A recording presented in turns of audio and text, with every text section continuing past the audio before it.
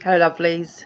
Welcome to Narc Free Formula. My name is Freedom, and in this episode, I'm going to discuss why we shouldn't even bother trying to talk to a narcissist about anything, but especially about leaving. So, we've all heard the saying, talk to the hand because the face ain't listening. Right? Well, it's almost like the narcissist invented that phrase. Talking to a narcissist or a sociopath or a psychopath, from now on I'm just going to say narcissist, it is the most crazy making experience you will ever have. Just 1 second. Sorry, I just want to turn this camera around. The most crazy making experience you will ever have. So I'm just going to run through the top, I think it's 8 or so problems that you'll have. So first of all, when you try and talk to a narcissist about anything and it becomes an argument because they're not really interested in hearing what you've got to say. That's the first thing. If you're not idealizing them, not praising them, not adoring them, they don't really want to hear it because it just sounds like criticism to them. So when you come to them with your criticism, the first thing they're going to try and do is shut the conversation down if they don't like the way it's going. But you've got to remember the golden rule. Narcs live for fuel. So we supply them with the fuel. So although they might not like the fact that you've come to them and with your criticism, they will take the opportunity to gather some fuel. And what I mean by that is the first thing, like I said, is this kind of round and round the merry-go-round kind of conversations. So you think, that you've, for example, you argued till 2 o'clock in the morning about, I don't know, his friends, his mates and the problems with the mates coming around late at night drinking or something. 2 o'clock in the morning, you thought, yes, you finally got that sorted out. And then the very next day it happens again. So you have to re-raise it.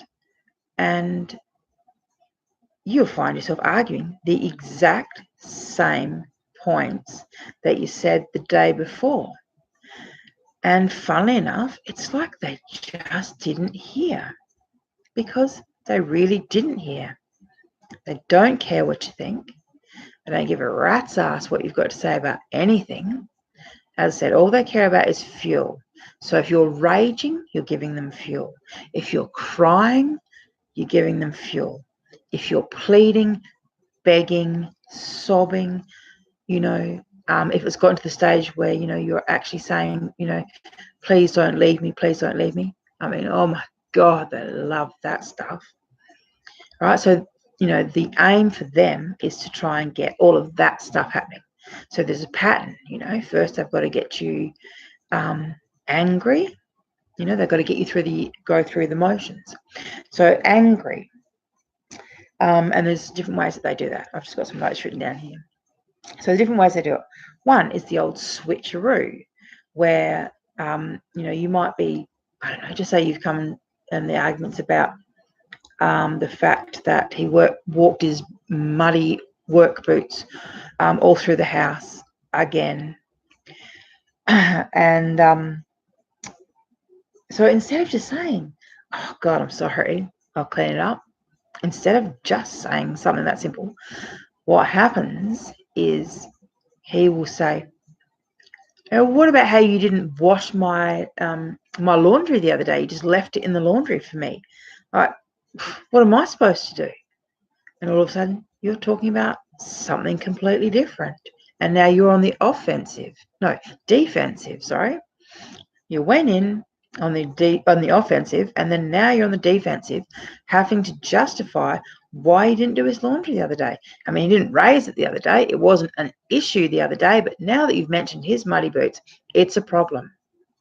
But the thing is, it's not really You know, he didn't give a shit about the laundry, but he did put it in his little mental checklist, you know, of the things that he can use to argue with you if you happen to notice that he's done something wrong.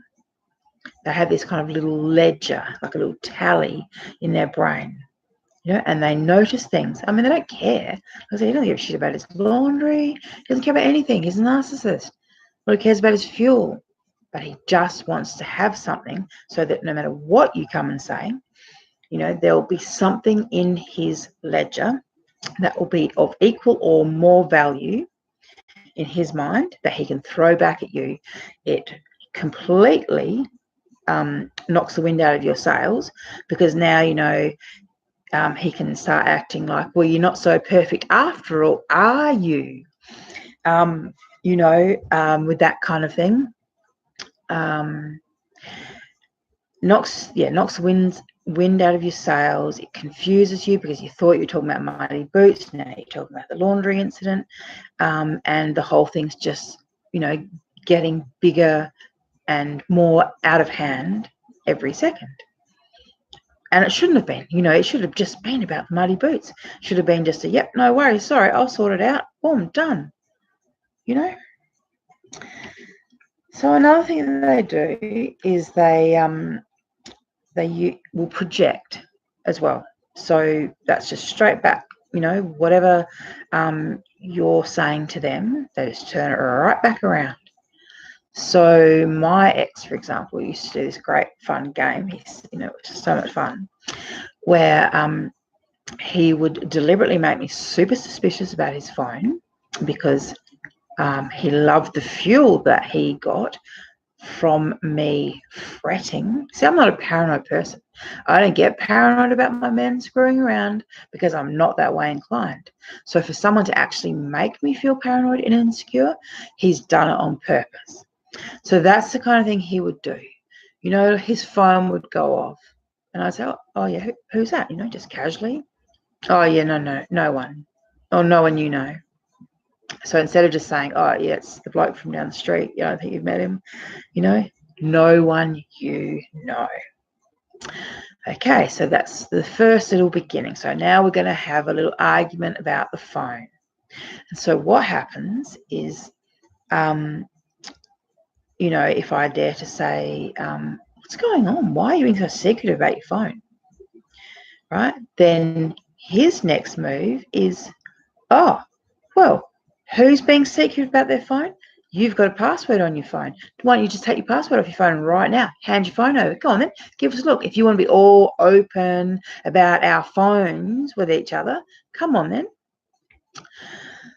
So straight away, I am now thinking, shit, is there anything on my phone that he is going to manage to make into something that it's not? Because we know that they're paranoid, they're insecure, they blow things out of proportion, they're always looking for something to fill up the little ledger in their mind. And I've never screwed around with my husband in my life. But now I'm thinking, God, is there a message from a man? Is there anything that could be misconstrued? So now I'm on the defense again. And now he's pushing it. Come on then, give me your phone. You know, you want to be also open about it, give me your phone. So, you know, they project. So he's obviously hiding things in his phone. And then he's, you know, managing to project that all onto me, make me feel like I've done something wrong where I actually haven't. And before I know it, I'm either not wanting to do the check each other's phones game, or we are checking each other's phones, and what has gone from a tiny little, you know, text message from an unknown person has now evolved into World War III, because he's found something in my phone that he's taken out of context. So that is one of the easiest, quickest narc dark arts, is this projection. You know, it's the putting straight back onto you their behavior. So when they accuse you of things, straight up, that's what they're doing. Okay, so if they're accusing you of cheating, they're cheating. If they're accusing you of lying, manipulating, stealing, gambling, spending money, using drugs, whatever they're accusing you of is what they're doing. So pay attention to what they're accusing you of. Okay, the other delightful narc dark art is shifting the goalposts. So mid-argument, they're literally changing the rules. We're not discussing just one thing now. We're talking about a whole range of things, and things that you agreed on before, now they're changing those rules and questioning things and making you unsure about what you actually did agree on, what the rules were, what the rules of engagement were with the argument. This is the other thing. They most normal people, and when I say normal, I mean non-disordered folk, when we have arguments, we still have arguments with our loved ones, we still have, a general respect for our loved ones. It's not a free for fucking all. We don't just get to jump in, lay our boots in, kick someone upside the head, call them, a whore, and, just go off saying the most revolting things. But this is the kind of things that narcissists will do. You might have thought that you were just having a little argument about, I don't know, who forgot to put the frozen food away when you did the shopping. And all of a sudden, you're being called a whore.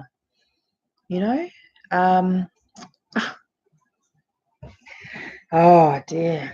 It's unbelievable. All right. So then we've got the lies. Obviously, we've got the lies, we've got the blatant lies, we've got the half-truths. It's really hard to have a discussion with someone who just lies about everything, and if they get caught out in a lie, they just twist it again. So, God, look, I've just been lied to so many times, I can't even think of one off the top of my head. But, they can be telling you, for example, that, they're, I don't know, their mother's been dead for 10 years or whatever, and then all of a sudden, you're walking down the street and you happen to meet some woman who's calling your partner's son. And, after you've left, you say, was that your mother? I thought your mother was dead. And instead of just admitting the fact that they've lied, what they'll do is they'll come up with another lie. Dead? No. Obviously, she's not dead. Well, you just saw her. No, my stepmother is dead. You need to pay more attention. You don't listen very well, do you? My mother's dead. This is the kind of things that they actually say. Blatant lies. And then when you call them out in a lie, they'll lie some more. And they'll make you feel so stupid. And that goes into my next point is, it's really impossible to have any kind of argument or conversation with someone who talks to you in the kind of tone or manner that narcissists will talk to their partners. So they'll either use a very kind of condescending tone, kind of this really arrogant, patronizing tone. And when they get, for example, when they get caught out and they're literally cornered in an argument, that's when they'll start the whole kind of saying things like, oh, you think, do you? You think? Yeah, right, that's a good one. Using those kind of put downs, or don't you remember what I said the other day? You're forgetting things again, are you? That kind of thing. Let me think. Talking about things like, have you forgotten to take your medication? And the thing is, they'll say it dead straight, like they genuinely believe that you're on medication and that you need to take medication. And you actually have a moment thinking, Jesus Christ, am I supposed to be on medication? This is how good these guys are. When you are being fully gaslit, so when you're experiencing gaslighting on a daily basis, it really damages your cognitive functioning. And if you don't have support around you, if it's just one-on-one with someone who's a pathological liar, who is, the most manipulative person you're ever going to meet, it can really, really damage a person's, mental capacity and their ability to function and their self-worth and self-esteem. I mean, it's no wonder so many women end up committing suicide, because they feel like there's just no way of escaping narcissists. And as I said, when people go in to try and have a conversation to try and repair the relationship, this is the way a narcissist behaves. You know, oh, you want to talk some more, dear, because that worked so well for us last time. Yeah, go on then. Keep talking. Talk, talk, talk. It's all you do.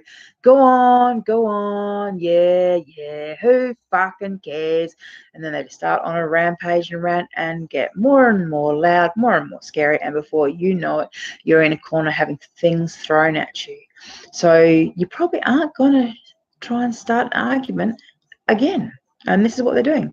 They're training you to not ever, like, you know, they don't like to lose arguments. So once they start losing an argument, they will take it to that, you know, to that level of abuse, because they don't like to lose. They do, like I said, they do like to have an argument if you're going to be crying, if you're going to be begging and pleading. But if you're actually calling them out on their bullshit, if you're holding your ground, or if you're actually just trying to sort things out, you know, they will take on this kind of really condescending, patronizing tone, and they can be really, really hurtful and really damaging in the things they say. And they will, they'll pick the things they say. They deliberately kind of target your pain points, or your, you know, the parts of you that you have identified to them as weaknesses. They will deliberately push on those pain points. You know, so if you worry about your mental health, or they'll start saying that you're crazy. You know, if I don't know, if you're worried about being alone, you know, they'll start doing, oh, maybe we should just end it then. You know, obviously this isn't working, let's just end it here now. Let's not waste any more time. No, there's no point. No, let's just not even bother. So yeah, this is why we don't even bother to talk to narcissists. You know, once you realize that they don't actually want to resolve anything, all they want to do is keep pumping you for fuel, or if they can't get the fuel, the next best thing is to frighten you, because they get fuel from that. Like, there's nothing more powerful than, you know, standing over a woman who's cowering. You know, that makes a little man feel, you know, mighty powerful. So these are the kind of things you need to watch out for. What else have we got here? Yeah, so they don't look at you know, arguments or communication as communication. It's just a competition to them about who's going to win, and as I said, and about how much fuel that they can get from you. As I said, if you're crying, they can handle that, you know, and they can rage, and, you know, they love the tears. They don't really, you know, they don't really like the love, you know, loving stuff. They don't really like hearing, you know, I love you, that kind of thing. But they do love the power that comes from don't leave me. They love the power that comes from, you know, like from begging, from, you know, please, whatever, please stop, please don't, you know, whatever. And this is the other thing also, look, when you find yourself explaining the most basic human communication skills to a grown adult, you've just got to ask yourself, like, is this really what I want to do? Like, should I actually have to explain to a 36-year-old man that it hurts my feelings when he calls me a whore? You know, or when he gets up in my face and threatens me? Like, do I really need to explain to him that love and fear don't reside in the same vessel? You know, there's only so long you can actually do that. This is why narcissists, their relationships never work. Never, never, never.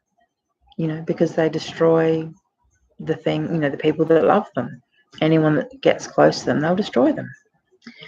They see love as weakness, and they just don't care about anyone. It's just nothing. They just don't care. So listen, this is the other thing also, just quickly. If you are planning on leaving, so you need to be really clear. Once you leave, you can't come back. Okay, because if you come back, the abuse will become a lot quicker. So there'll be no love bombing. There'll be a little bit of love bombing. You might get a week or two, whatever it takes for him to get you back and get you back in the house and get you where he wants you.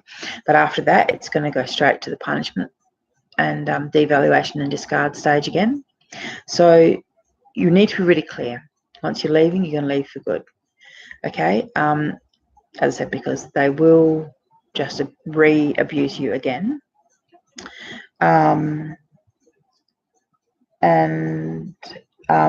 That's right. And just don't even bother to explain them. From the second that you get clear in your head that it's over, what you need to do is stop talking to them. Don't tell them anything. They don't need to know your business. They don't need to know what you're thinking, what you're feeling. They don't need to know anything, because all they're going to do is use all of that information against you. Okay, you need to realize this person is your enemy. They've always been your enemy. It's just been a fake love. It's a love facade. None of it's been real, and there is no point in telling them that you're leaving. All you will do is give them a chance to hoover you to stay. I've actually done another video on this, on the things that narcissists will say to make you stay or make you come back, because they are quite, they're very predictable, creatures of habit. I've studied them long enough now to know they all do and say the same things. So I'll put the link in the comments to the other video, because if you've liked this video, I think you'll enjoy that one too. And on that note, could you please help me grow this channel by liking this video, sharing this video to as many different platforms as you can, subscribing to the channel if you would like, and if you're going to subscribe, hit the notifications button so that every time there is a video, you will be the first to see it. All right, darlings, get narc free and stay narc free. See ya. Bye.